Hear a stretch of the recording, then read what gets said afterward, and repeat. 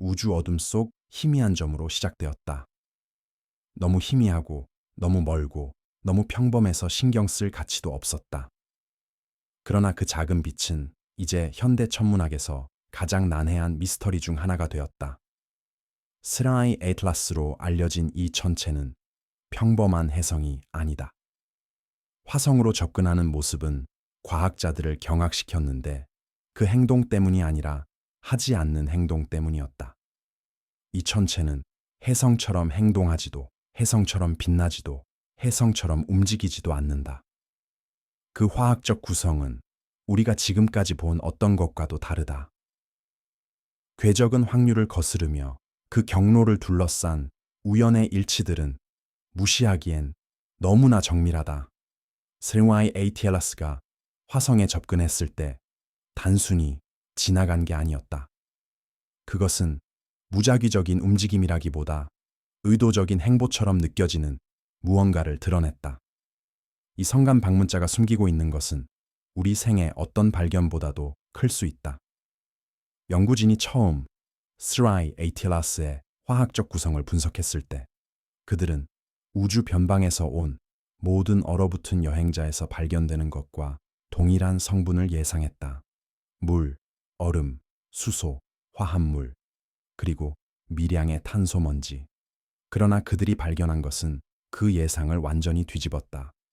ATLAS는 엄청난 양의 이산화탄소, 소량의 일산화탄소, 그리고 극소량의 물만을 함유하고 있었다.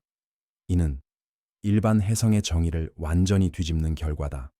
그 화학적 특성은 젊은 항성계의 얼어붙은 변방과는 맞지 않는다. 오히려 훨씬 가까운 곳, 즉 이산화탄소가 지배적이고 산화 과정이 우세한 화성의 대기를 반영한다. 이는 세레마이 에틸레이스가 차갑고 먼 얼음의 요람에서 형성된 것이 아니라 광물이 풍부하고 열에 의해 형성된 행성 환경에서 탄생했을 가능성을 시사한다. 일부 과학자들은 이 천체가 수억 년 전 찢겨져 나와 성간 공간을 떠돌다가 중력에 이끌려 돌아온 화성 같은 행성의 파편일 수 있다고 의심한다. 그러나 그들을 괴롭히는 한 가지 의문이 있다. 스스로 돌아온 것일까? 태양계를 통과한 궤적이 무작위적으로 보이지 않는다. 스랑아이 에이틸라스가 안쪽으로 이동하면서 여러 행성에 근접하면서도 지구와는 간발의 차이로 피하는 거의 완벽한 일련의 기동을 수행했다. 각 중력 보조는 의도된 것처럼 보였으며 태양계 평면과 일치하는 삼각형 궤도로 안내했다.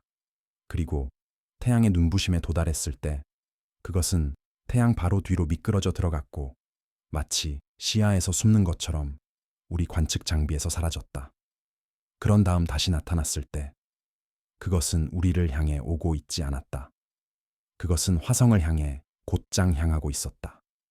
천문학자들에게는 마치 그 물체가 중력을 외과적 정밀도로 이용해 다닐 목적지에 도달하기 위해 경로를 계획한 것처럼 보였다.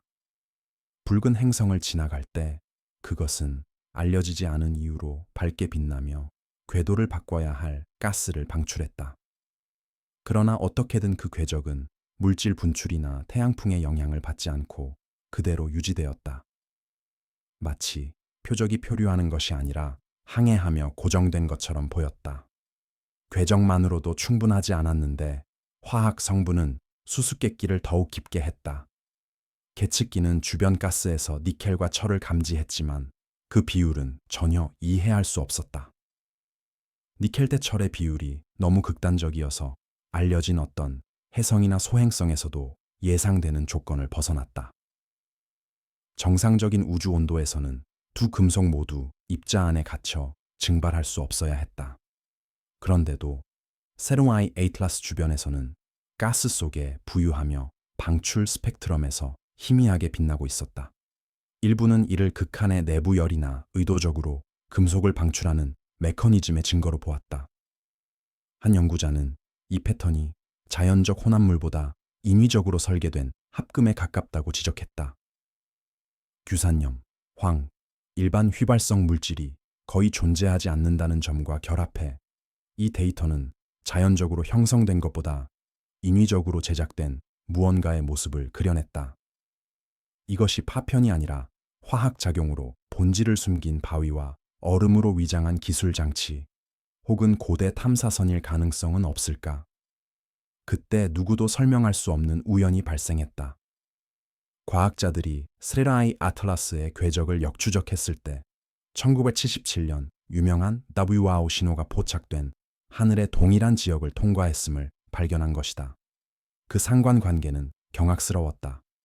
두 출처는 불과 몇 도 차이로 떨어져 있었고 통계적 확률은 1% 미만이었다. 신호와 물체가 연결되어 있을 가능성은 없을까? 동일한 기원에서 비롯된 두 사건이 이제 시간을 가로질러 교차하는 것이다. 그리고 만약 서마이 에이틸라이스가 정말 화성 같은 행성에서 왔다면 그 세계의 역사나 창조자의 흔적을 지니고 있을 수 있을까? 그 섬뜩한 녹색 빛은 수수께끼에 또 다른 층을 더한다. 그 꼬리에서 알려진 어떤 물질도 만들어내지 못한 색깔, 원인 없이 빛나는 현상. 과학자들은 아직 그 연료가 무엇인지 밝혀내지 못했다. 연구할수록 더 이상해질 뿐이다. 화성 근처를 지나갈 때 마치 행성 자체에 반응하듯 붉은 먼지 아래 기다리는 무언가에, 혹은 그 금속 심장 속에 묻힌 기억들에 응답하듯 다시 밝아졌다. 세나이 에이틀라스가 화성을 스쳐 지나갈 때 붉은 행성을 공전하는 모든 우주선은 접근하는 방문객을 향해 관측 장비를 돌렸다. 그들이 포착한 것은 행성 간 관측 역사상 기록된 그 어떤 것과도 달랐다. 혜성의 꼬리는 비정상적으로 팽창하기 시작했고 혼란스러운 구름 대신 기하학적 홀을 형성하며 마치 화성의 자기장에 반응하는 듯했다. 메이븐 궤도선은 행성 상층 대기에서 변동을 감지했다. 혜성의 궤적을 완벽히 따라가는 국소적 이온화 급증이 플라즈마 속 보이지 않는 발자국처럼 나타났다. 몇 분간 화성 자체가 이상한 파장으로 반짝이며 태양풍이 아닌 세라이 에이틀라스의 존재로 인한 희미한 오로라 빛을 냈다. 그러다 그 기록들은 순식간에 사라졌다. 혜성은 변함없이, 흔들림 없이 비행을 계속했다. 그러나 화성 대기 속 무언가는 변했다. 센서들은 희귀 동위원소, 자연적 과정으로는 불가능한 비율의 금속들이 희박한 공기를 뚫고 떨어지는 흔적을 기록했다. 만약 이것이 물리학의 우연이라면 아무도 설명할 수 없는 우연이었다. 만약 우연이 아니라면 그 물체는 단순히 화성을 지나간 것이 아니었다. 화성과 상호작용한 것이다. 근접 비행 후 임무 데이터가 지구로 전송되다가 갑자기 중단되었다. 여러 감시 기지들은 사라이 아틀라스 관련 파일이 내부 검토를 위해 제한된 것으로 표시되었다고 보고했다. 며칠 동안 불규칙한 에너지 수치와 일관성 없는 원격 측정 데이터 조각들만 공개되었다. 그러나 독립 천문학자들은 공식 보고서가 누락한 무언가를 포착했다. 화성과 물체 사이에서 반사되는 기이한 무선 에코였다. 이 에코는 리드미컬한 강역으로 반복되었고 주파수는 정적일 수 없을 만큼 의도적인 패턴으로 오르내렸다. 시간 순서로 해독했을 때 그 파형은 나선형을 닮았다. 행성 궤도, 허리케인, 은하계를 지배하는 바로 그 수학적 패턴이었다. 몇몇 연구자들에게 이는 가장 두려워하던 확인이었다. 스라이 에틸라스가 화성에 무작위로 반응하는 것이 아니라 화성 또는 화성 표면 아래의 무언가와 소통하고 있다는 사실이었다. 그 대화가 자연스러운 공명이든 의도적인 전송이든 이어진 침묵은 나사가 내놓을 수 있는 어떤 설명보다도 무겁게 느껴졌다. 몇 주 후 근접 접근 순간의 스펙트럼 데이터를 재분석하던 천문학자들은 경악할 만한 현상을 발견했다. 관측이 가능했던 짧은 순간 동안 3I 애틀레이스에서 반사된 빛이 두 개의 동일한 스펙트럼으로 갈라졌는데 하나는 다른 하나를 거울처럼 비추고 있었다. 이는 시각적 오류가 아니었다. 마치 물체가 신호 속에서 순간적으로 자신의 쌍둥이 버전을 생성한 것처럼 실제 데이터가 복제된 것이었다. 쌍둥이는 육안으로 보이지 않았지만 측정값은 불과 킬로미터 단위로 떨어진 두 광원 사이에 간섭 패턴을 암시했다. 마치 물체가 자신의 시그니처를 복제해 홀로그램 투사체로 자신의 반사를 만들어낸 듯했다. 일부는 화성의 자기장에 의해 유발된 양자 공명을 제안했다. 다른 이들은 차원적 에코, 즉 빛을 자신 주위로 접어 진정한 형태를 숨길 수 있는 첨단 기술에 대해 속삭였다. 그것이 무엇이든 간에 한 가지 의미는 분명했다. 세나이 에일라스는 관측을 조작할 수 있었고 자신이 어떻게 보이길 원하는지 선택할 수 있었다. 과학자들이 태양계를 가로지르는 물체의 궤적을 추적했을 때 한 가지 깨달음이 떠올랐다. 세나이 애틀라스의 궤적은 임의적이지 않았다. 그것은 화성, 지구, 태양과 완벽한 기하학적 상관관계를 형성했다. 궤도선을 연결하면 수백만 킬로미터에 걸쳐 거의 정삼각형을 이루었다. 각 꼭지점은 중력 공명의 교차점을 나타냈다. 그 기하학 구조 속에 숨겨진 더 작은 반복 패턴이 있었다. 화성을 중심으로 한 나선형으로 수십 년 전 와우 신호의 주파수 강역에서 발견된 것과 동일한 비율을 보였다. 이러한 정렬이 우연일 확률은 1% 미만이었다. 마치 사나이 ATLAS가 미리 계산된 경로를 따라 우리가 이해하지 못했던 메시지가 처음 표시된 천체 좌표로 의도적으로 돌아온 듯했다. 고대 기술의 잔재가 이를 인도한 것일까? 우리가 존재조차 몰랐던 신호등에 응답한 것일까? 아니면 더 나쁘게도 그곳에 줄곧 잠복해 있던 무언가를 활성화한 것일까? 화성 근접 비행의 메아리가 사라지자 궤도 위성에서 전송된 새로운 데이터는 더욱 불안한 사실을 드러냈다. 붉은 행성 자체가 미세한 리듬 진동을 발산하기 시작한 것이다. 몇 분마다 반복되는 미세한 진동으로 가장 민감한 지진계로만 감지할 수 있었다. 이것은 지각이나 대기의 진동이 아니었다. 화성 지각 깊은 곳에서 발생했으며 세리나이 애틀라스가 마지막으로 기록한 주파수와 완벽하게 동기화되어 맥동하고 있었다. 신호는 크지 않았지만 지속적이었고 마치 행성이 보이지 않는 무언가와 공명하는 듯했다. 지진파를 지도에 표시해보니 패턴이 형성되었다. 화성적도 근처 한 지역을 중심으로 한 사마이계의 동심원이었다.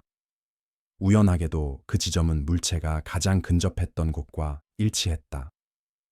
과학자들은 이 현상을 우연으로 치부하려 했지만 궤도선에서 유출된 민간 텔레메트리 데이터는 불안한 상관관계를 보여주었다. 각 진동마다 화성의 희박한 대기가 미세하게 이온화되며 궤도에서 관측 가능한 희미한 전작이 아크를 방출했다. 마치 행성이 반응하는 듯했다. 먼지 아래에서 무엇인가 깨어난 것이다. 그리고 그것이 무엇이든 여전히 스라나이 에틸라이에스의 리듬을 따르고 있었다. 펄스 발견 며칠 후 화성 정찰 궤도선은 행성 표면에 새로운 반사 이상 현상을 포착했다. 처음에는 햇빛을 반사하는 먼지 폭풍처럼 보였으나 그 밝기는 너무 선명하고 금속성이 강했다. 과학자들이 좌표를 비교했을 때 이 섬광들 중 몇 개가 세라이 에이틸레이스의 궤적과 완벽히 일치하는 직선을 이루고 있음을 발견했다. 고해상도 이미지는 더욱 당혹스러운 것을 드러냈다. 모래 위에 반짝이는 기하학적 모양의 미세 파편들. 이것들은 바위가 아니었다. 표면이 균일한 각도로 반사되었고 스펙트럼 구성은 3I 애틀라셋 가스에서 발견된 니켈철 비율과 정확히 일치했다. 어떻게든 근접 비행 중 물체의 파편이나 그것이 방출한 무언가가 무사히 화성 표면에 도달한 것이다. 무작위로 흩어진 것도 아니었다. 선형 배열로 배치되어 있었고 각 파편은 다음 파편과 동일한 강역을 유지했다. 측정 결과 이 강역은 와우 신호의 주파수 강역에서 관찰된 것과 동일한 수학적 순서를 따르고 있었다. 그 함의는 소름 끼쳤다. 이건 잔해가 아니었다. 표식이었다. 그러던 어느 밤 화성이 순간적으로 빛났다. 칠레에서 카나리아 제도까지 지구 전역의 망원경들이 행성의 어두운 반구에서 설명할 수 없는 녹색 섬광이 나타났다고 보고했다. 그 빛은 불과 몇 초 동안 지속됐다. 그러나 그 짧은 순간 궤도선들은 방사선 급증과 동시에 SARM-I ATLAS와 연관된 좁은 대역 주파수와 일치하는 무선 잡음 폭발을 감지했다. 플래시의 위치는 이전에 금속 파편이 탐지된 지역과 정확히 일치했다. 마치 파편들이 활성화되어 무언가를 통신하거나 동기화하거나 우주로 다시 전송하는 듯했다. 일부 과학자들은 햇빛이 광화학 반응을 유발했을 것이라고 추측했다. 다른 이들은 사적으로 그 물체들이 더 큰 네트워크의 일부라고 이론화했다. 스리마이 에티엘레스가 접근할 때까지 휴면 상태였던 장치들이 다시 깨어난 것이다. 설명이 무엇이든 그 타이밍은 부인할 수 없었다. 번쩍임은 화성이 그 물체가 사라진 하늘 영역을 향하도록 회전한 바로 그 순간에 나타났다. 마치 공허 속으로 보내진 암호화된 답신처럼 번쩍임 이후 화성은 고요해졌다. 진동이 멈췄다. 신호가 사라지고 모든 활동이 마치 누군가 스위치를 끈 것처럼 중단되었다. 궤도선들은 잔류 전자기 방출도 화학적 변화도 아무것도 감지하지 못했다. 행성은 완벽히 정적에 빠졌다. 그러나 화성 너머 지역을 감시하던 심우주 안테나들은 새로운 무언가를 포착했다. 행성에서가 아닌 세르와이 에이트레스가 태양 뒤로 사라진 방향에서 들려오는 느리고 낮은 주파수의 운궁거림이었다. 신호는 추적하기엔 충분히 강하지 않았지만 그 패턴은 분명했다. 와우 신호에서 발견된 강역 비율과 화성 파편들의 강역이 동일했다. 마치 3i 아틀라스가 무언가를 남겨두고 지금 답을 기다리는 듯했다. 나사 내부에서는 이 윙윙거림이 태양 간섭이라고 주장하는 이들도 있었지만 몇몇 과학자들은 소름 끼치는 사실을 포착했다. 신호의 진폭이 정적이지 않았던 것이다. 화성의 자전 주기와 완벽히 일치하며 서서히 꾸준히 증가하고 있었다. 마치 태양 너머에 무언가가 듣고 있고 행성이 응답을 시작하는 듯했다. 윙윙거림이 강해질수록 전 세계 관측소의 데이터 분석가들은 여러 통신 대역에 걸쳐 미묘한 왜곡을 감지하기 시작했다.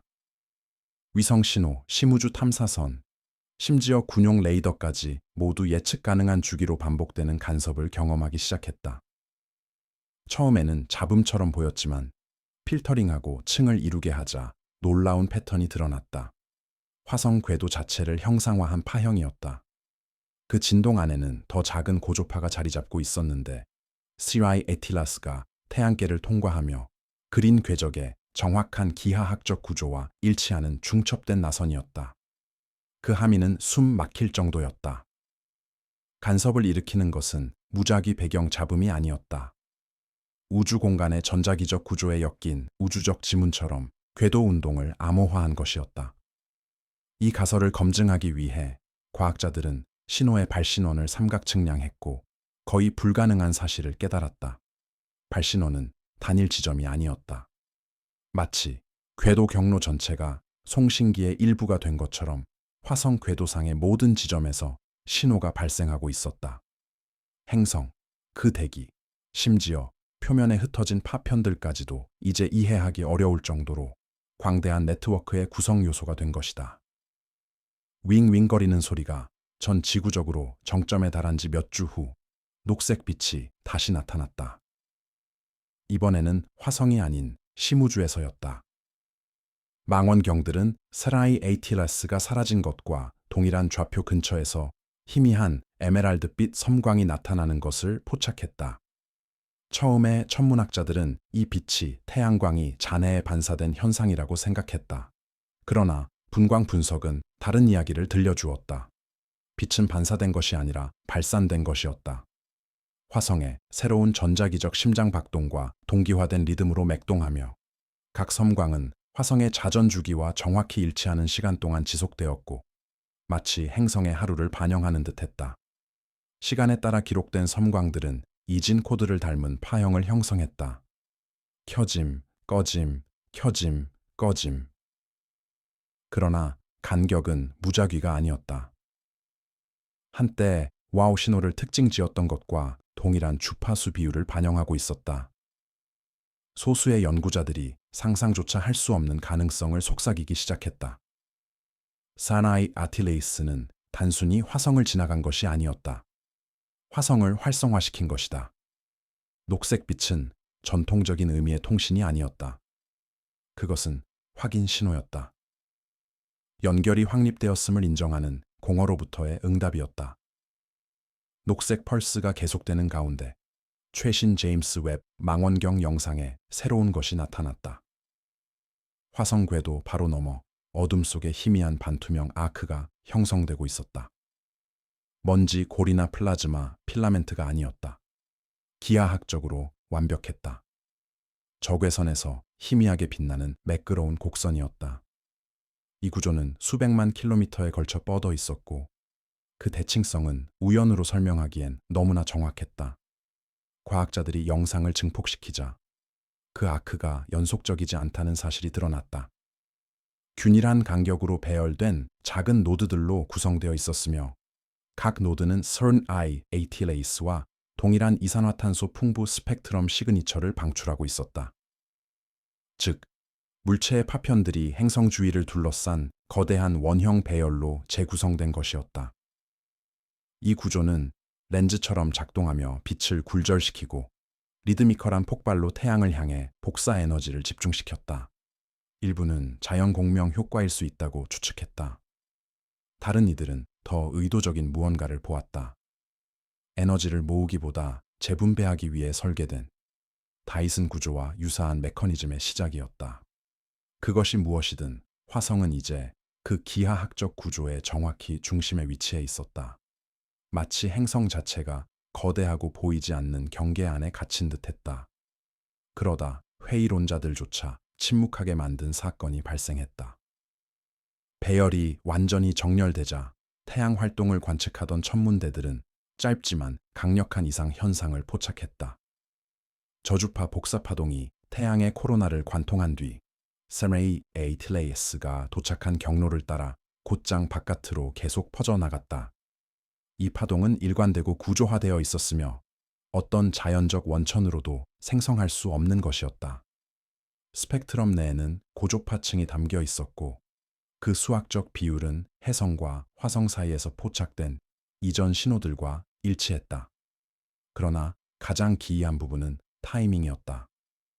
37분마다 신호는 반복되었고 매번 이전보다 조금씩 강해졌다. 마치 시스템이 교정하고 학습하고 적응하는 듯했다. 3차원 공간에 표시했을 때 신호는 깊은 우주로 확장되는 나선형을 이루며 우리 태양계 너머 먼 곳을 가리키는 지도를 형성했다. 과학자들이 유일하게 동의한 것은 단 하나였다. 이건 무작위 에너지가 아니었다.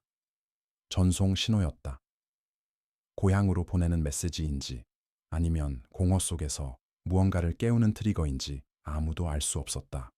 하지만 한 가지 사실은 부인할 수 없었다. 3 에이틸라스는 우연히 우리 태양계를 지나간 것이 아니었다. 그것은 무언가를 시작했고 화성은 이제 그 일부가 되었다. 그러더니 예고 없이 모든 것이 멈췄다. 녹색 섬광이 사라졌다. 윙윙거리는 소리는 사라졌고 화성에서 전송되던 데이터는 다시 정적을 되찾았다. 행성을 둘러싸고 있던 거대한 호는 보이지 않는 곳으로 사라져 전작이 잔류물의 희미한 흔적만 남겼다. 육안으로 볼 때 태양계는 다시 고요해졌다. 그러나 배경 깊숙이 우주의 잡음 속에서 마지막 한 통의 신호가 바깥으로 메아리쳤다. 그것은 화성에서 온 것이 아니었다.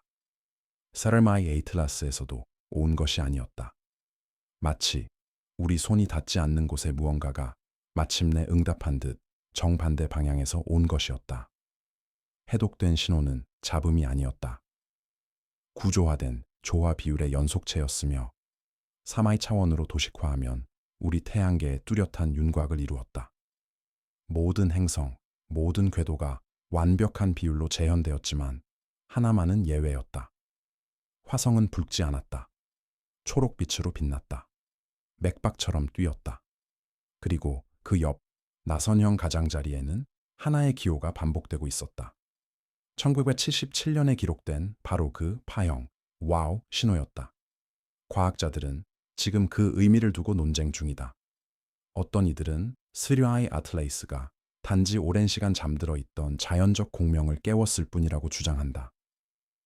지능을 흉내내는 행성의 메아리라고. 다른 이들은 의도적이었다고 주장한다. 그 물체가 한때 방문했던 장소로 돌아온 탐사선이며 화성 지각 아래 묻힌 무언가를 활성화시킨 후 본국으로 신호를 전송했다는 것이다. 그러나 그 누구도 설명하지 못하는 것은 이제 명왕성을 훨씬 넘어 이동 중인 그 마지막 에코가 모든 주요 전파 망원경의 배경에서 계속해서 스스로를 복제한다는 사실이다. 신호는 퍼져나가고 있다. 희미하지만 꾸준하며 차단할 수 없다. 마치 그 메시지가 한 행성을 위한 것이 아니라 듣는 모든 이를 위한 것처럼. 아마도 세나이 아틀라스는 침입자가 아니었을지도 모른다.